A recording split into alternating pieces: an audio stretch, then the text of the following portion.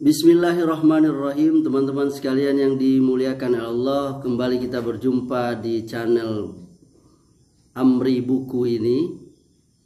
Dalam menghadapi bulan Ramadan ini, saya akan membacakan sebuah buku yang ditulis oleh Aiman bin Abdul Fattah yang berjudul Keajaiban Tibbun Nabawi, Bukti Ilmiah dan Rahasia Kesembuhan dalam Metode Pengobatan Nabawi, yang diterbitkan oleh Al-Qawam. Buku ini judul aslinya adalah Asy-Syifa min Wahyi Khatamil Anbiya, penulis Aiman bin Abdul Fattah, yang diterjemahkan oleh Hawin Murtado. Yang saya miliki ini adalah cetakan keempat, bulan April 2009, penerbit Al-Qawam ya. Al-Qawam ini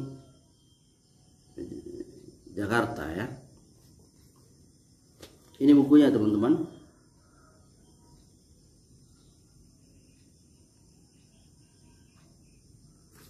Saya akan membacakan buku ini, yakni yang ada di halaman 151 sampai 155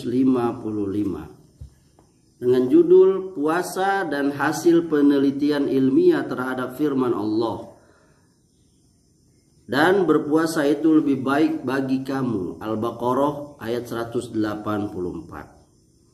Kita memuji Allah atas berbagai jalan kebaikan dan kebahagiaan yang dihidayahkan kepada kita. Kita aturkan salawat dan salam kepada Nabi kita Muhammad SAW, juga kepada segenap keluarga dan sahabatnya seluruhnya. Amma ba'd. Puasa merupakan salah satu wasiat Nabi SAW kepada kaum muslimin. Puasa diwajibkan oleh Allah pada bulan Ramadan, di samping diwajibkan pula sebagai kafarat bagi beberapa pelanggaran syariat. Nabi SAW juga bersabda, As-siyamu junnatun, puasa adalah perisai. Hadis sahih riwayat Bukhari 1894. Abu Hurairah berkata, kekasihku SAW berpesan 3 hal kepadaku, yakni agar aku berpuasa 3 hari setiap bulan, menjalankan 2 rakaat sholat duha dan sholat witir sebelum tidur. Hadis sahih dikeluarkan Bukhari nomor 1981. Dari Aisyah radhiyallahu anha, ia berkata, Rasulullah SAW terkadang terus-menerus berpuasa sampai-sampai kami membatin beliau berpuasa tiap hari, tidak pernah berbuka. Tapi terkadang beliau terus-menerus berbuka atau tidak berpuasa, sehingga kami membatin beliau tidak pernah berpuasa. Hadis sahih dikeluarkan Bukhari nomor 1969. Mengenai hal ini terdapat banyak hadis. Kaum muslimin telah menggunakan puasa sebagai salah satu sarana pengobatan. Bahkan orang-orang non-muslim pun menggunakan puasa sebagai sarana pengobatan. Berikut ini saya akan memberikan penjelasan secara teoritis berdasarkan riset ilmiah tentang puasa dan manfaat-manfaatnya secara medis. Bukti terbaru tentang mukjizat ilmiah dalam puasa, Hay'ah Ijaz Ilmi edisi 5 tahun 1420 Hijriah. Ustadz Dr. Ahmad Qadi berkata, Allah mewajibkan puasa Ramadan dan menjadikannya salah satu rukun Islam. Rasulullah SAW juga mensyariatkan puasa secara sukarela yang hukumnya sunnah. Tidak diragukan bahwa puasa mengandung banyak manfaat. Demikian pula ibadah-ibadah lain yang disyariatkan oleh Allah dan Rasulnya kepada kita mengandung banyak manfaat. Allah Subhanahu wa taala berfirman, wahai orang yang beriman, sambutlah seruan Allah dan Rasul apabila dia menyeru kalian kepada sesuatu yang menghidupkan kalian. Al-Anfal ayat 24. Di zaman dulu, manfaat puasa dianggap hanya terbatas pada aspek-aspek spiritual semata. Akan tetapi ilmu pengetahuan modern berhasil menyingkap bukti baru mengenai manfaat-manfaat fisik dan psikis puasa bagi siapa yang konsisten menjalankan ajaran-ajaran Islam. Baru-baru ini telah dibuktikan bahwa puasa mengandung faedah-faedah kesehatan terhadap sistem kekebalan, sistem sirkulasi darah dan jantung, sistem pencernaan, sistem reproduksi, dan sistem urinari. Urinari adalah berkenaan dengan urin, yakni air kencing. Efek-efek positif puasa ini meningkatkan kemampuan fungsi sel dan jaringan. Hal ini didukung oleh riset kimiawi dan laboratorium. Sampai di sini perkataan Ustadz Dr. Ahmad Qodi.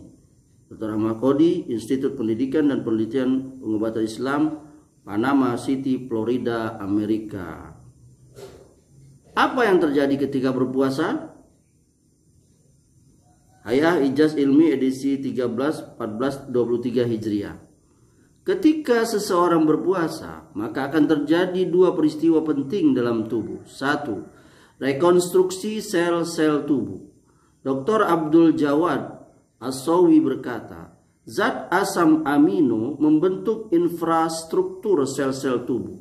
Pada saat berpuasa, asam-asam yang baru terbentuk dari makanan ini berkumpul dengan asam-asam hasil proses pencernaan. Pada saat puasa, pembentukan sel-sel dilakukan kembali setelah proses-proses pencernaan. Kemudian didistribusikan sesuai dengan kebutuhan-kebutuhan sel-sel tubuh.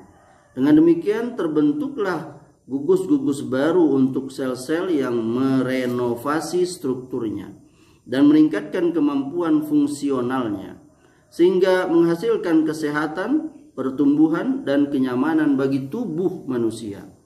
Puasa Islam merupakan satu-satunya sistem gizi yang paling ideal untuk mereparasi kemampuan fungsional hati, di mana puasa memberinya banyak zat asam lemak dan asam amino dasar dalam rentang waktu antara buka puasa dan makan sahur.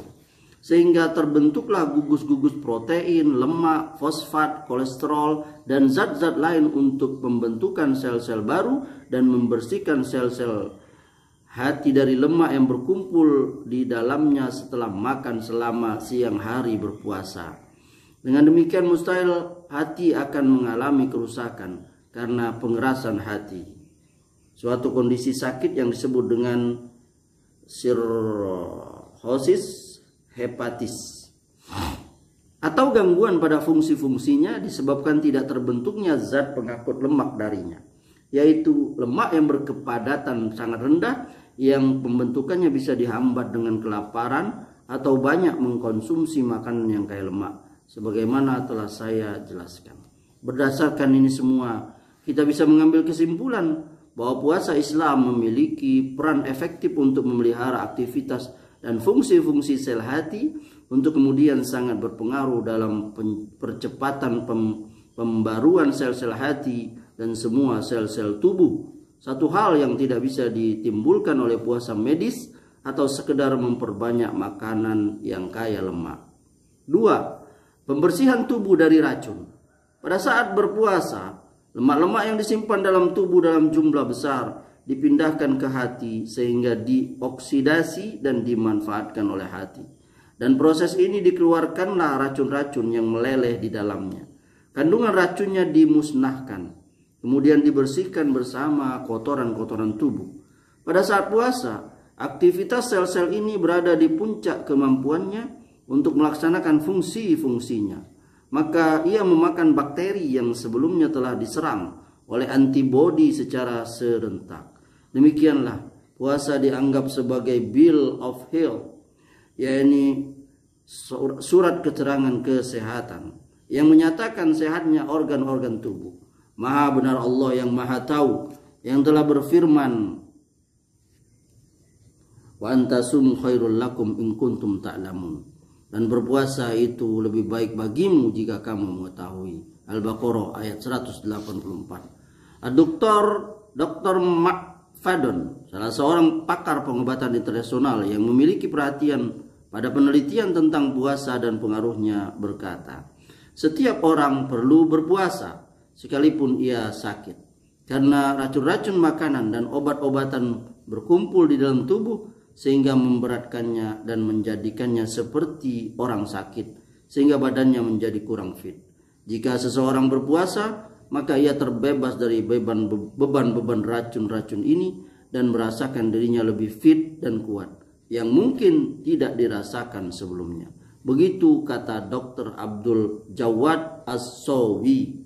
Dr. Abdul Jawad As-Sawi, seorang peneliti kedokteran di Hay'ah Ijaz Ilmi. Semoga bermanfaat.